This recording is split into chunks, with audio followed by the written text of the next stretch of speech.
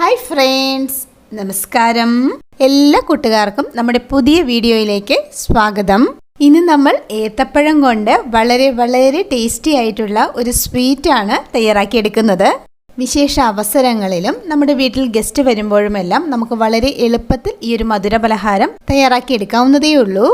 അപ്പോൾ ഏത്തപ്പഴം കൊണ്ട് തയ്യാറാക്കിയെടുക്കാൻ കഴിയുന്ന ഈ ഒരു മധുര പലഹാരം എങ്ങനെയാണ് തയ്യാറാക്കിയെടുക്കുന്നതെന്ന് കണ്ടു നോക്കാം. അതിനു വേണ്ടിയിട്ട് നമ്മളിവിടെ 1/2 കപ്പ് അളവിൽ ചൗവരി എടുത്തിട്ടുണ്ട്. ഇനി ഈ ചൗവരി ഒരു 3-4 പ്രാവശ്യം നല്ലതുപോലെ കഴുകിയതിന് ശേഷം നമുക്കിത് കുക്ക് ചെയ്തെടുക്കണം. ചൗവരി നല്ലതുപോലെ കഴുകി വെള്ളത്തിൽ കുതിർത്തി വെക്കുകയാണെങ്കിൽ നമുക്കിത് വളരെ എളുപ്പത്തിൽ വെന്ത് കിട്ടും. നല്ലതുപോലെ കഴുകിയെടുത്ത ചൗവരി ഈ ഒരു കടായിലേക്ക് ഇട്ട് കൊടുക്കുന്നുണ്ട്. ഇനി ഇതിലേക്ക് വെള്ളം ഒഴിച്ചു കൊടുത്തിട്ട് വേവിച്ചെടുക്കണം.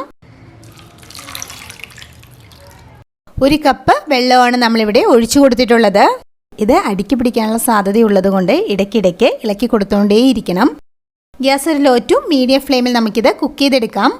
നമ്മൾ ഒഴിച്ചു കൊടുത്ത വെള്ളം പോരാന്നുണ്ടെങ്കിൽ ആവശ്യത്തിന് വേണ്ട വെള്ളം ഒഴിച്ചു കൊടുത്ത് നമുക്കിത് കുക്ക് ചെയ്തെടുക്കണം. അപ്പോൾ ചൗവരി ഇവിടെ കുക്കായി വരട്ടെ. ഇനി നമുക്ക് ആവശ്യമുള്ളത് ഏത്തപ്പഴമാണ്. നല്ലതുപോലെ പഴുത്ത 2 ഏത്തപ്പഴമാണ് നമ്മളിവിടെ എടുത്തിട്ടുള്ളത്. നല്ലതുപോലെ പഴുത്ത പഴം തന്നെ എടുക്കാൻ ശ്രദ്ധിക്കണം. ഇനി ഈ ഏത്തപ്പഴം അരിഞ്ഞ് ഒരു മിക്സിയുടെ ജാറിലിട്ട് ചെറുതായിട്ടൊന്ന് അരച്ചെടുക്കണം. ഇതാ ഇവിടെ ഇപ്പോൾ ഏത്തപ്പഴം കട്ട് ചെയ്തെടുത്തിട്ടുണ്ട്. ഏത്തപ്പഴം ഈ ഒരു മിക്സിയുടെ ജാറിലേക്ക് ഇട്ട് കൊടുക്കുന്നുണ്ട്. ഇനി നമ്മളിത് അരച്ചെടുക്കുമ്പോൾ ഫൈൻ പേസ്റ്റ് ആയിട്ട് അരച്ചെടുക്കേണ്ട ആവശ്യമില്ല. നമ്മൾ ഈ ഒരു പലഹാരം കഴിക്കുമ്പോൾ നമുക്ക് പഴം കടിക്കാൻ കിട്ടണം. ആ ഒരു പാകത്തിന് നമ്മളിത് അരച്ചെടുത്താൽ മതി. അപ്പോൾ പഴം ഒന്ന് അരച്ചെടുക്കട്ടെ. നമ്മൾ നേരത്തെ വേവിക്കാൻ വേണ്ടി വച്ചിരുന്ന ചവ്വരി ഇപ്പോൾ പാകത്തിന് കുക്കായി വന്നിട്ടുണ്ട്. ചവ്വരി വെന്ത് കണ്ണാടി പോലെ ആയി വന്നിട്ടുണ്ട്. ഈ ഒരു പാകം വരെ നമ്മളിത് കുക്ക് ചെയ്തെടുക്കണം. ഈ ഒരു പാകത്തിന് ചവ്വരി വെന്ത് കഴിഞ്ഞാൽ അരച്ചു വെച്ചിരിക്കുന്ന ഏത്തപ്പഴം നമുക്കിതിലേക്ക് ചേർത്ത് കൊടുക്കാം. ഏത്തപ്പഴം ചേർത്തതിന് ശേഷം നമുക്കിത് ഇളക്കി കൊടുത്ത് നല്ലതുപോലെ യോജിപ്പിച്ചെടുക്കണം. ഒരു 2 മിനിറ്റ് നേരം നമുക്കിതൊന്ന് ഇളക്കി കൊടുത്ത് ആ പഴം ഒന്ന് കുക്ക് ചെയ്തെടുക്കണം. ഗ്യാസ് ലോ ഫ്ലെയിമിൽ നമുക്കിത് ഇളക്കി കൊടുത്ത് കുക്ക് ചെയ്തെടുക്കാം. പഴം ഇവിടെ ഇപ്പോൾ കുക്കായി വന്നിട്ടുണ്ട്. ഇനി നമുക്കിതിലേക്ക് നമ്മുടെ മധുരത്തിന് ആവശ്യത്തിന് വേണ്ട ശർക്കര ചേർത്ത് കൊടുക്കണം.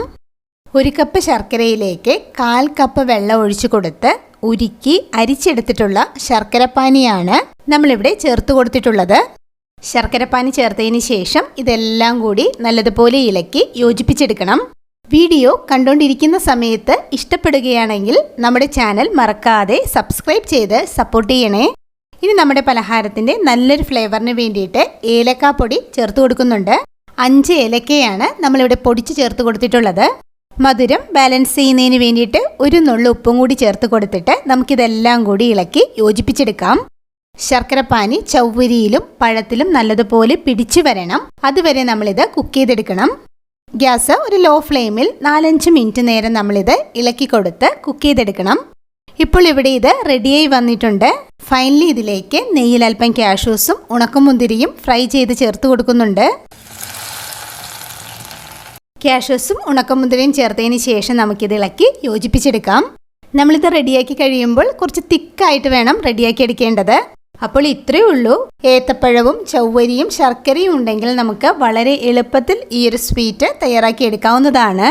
കഴിക്കാൻ നല്ല രുചിയുള്ള ഈ ഒരു മധുര പലഹാരം എല്ലാവരും ഇതുപോലെ തയ്യാറാക്കി നോക്കണം.